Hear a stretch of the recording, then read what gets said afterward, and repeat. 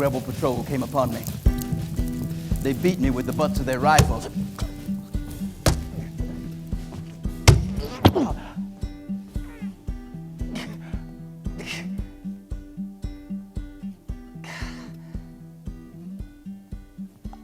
I woke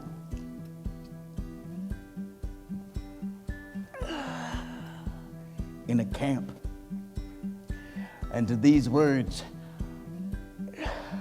from a man chained beside me, staring at me through bloodshot eyes. My name Isaac, and I ain't gonna die no slave. There was another man chained across from me. 2 rebel soldiers came and got him.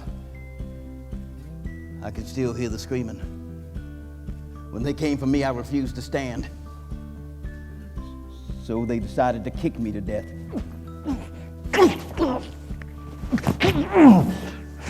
I rolled into the legs of one of them. He dropped his pistol, but Isaac picked it up and he shot one of the rebels in the face, and then he gut shot the one I locked to the ground.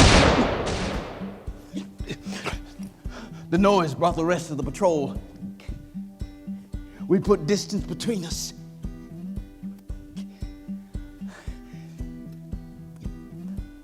But not enough. Just as we were going into the thicket of a swamp, a bullet tore through Isaac's shoulder.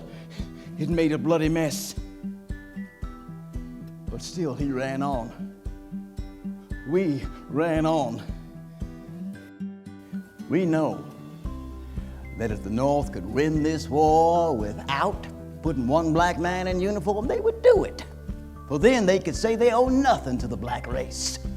We all know they owe everything to us, for this nation would not survive. This nation would not exist if it weren't for our toil and labor. Right now, Lincoln lays his head in a house built on the bent backs of our people laboring under the lash.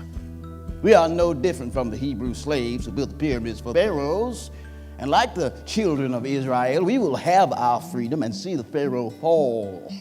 We are the whirlwind, the thunder, the lightning, the storm, the great deluge that shatters rock and washes away stone. For Union ships to land, they would need guides. For without those, they would end up capsized or stuck on a sandbar. So I contacted some of the boatmen from my youth. And quickly word was spread. Imagine a rebel soldier walking on the coast that morning.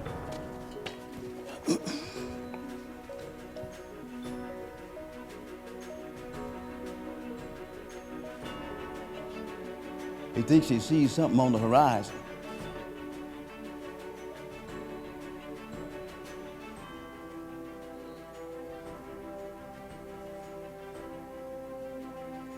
Can't be Union ships.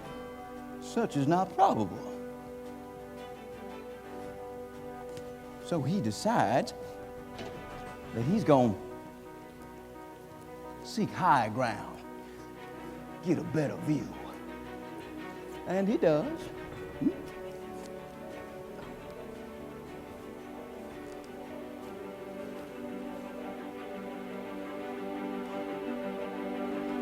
Well, it's those damn Yankees!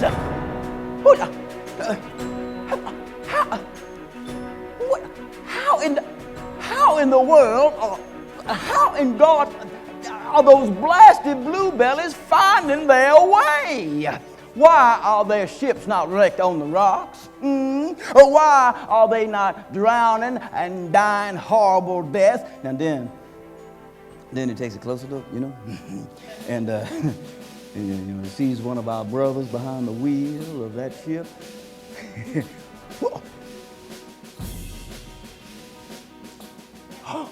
Well, it's a Negro. By God, it's one of our neighbors.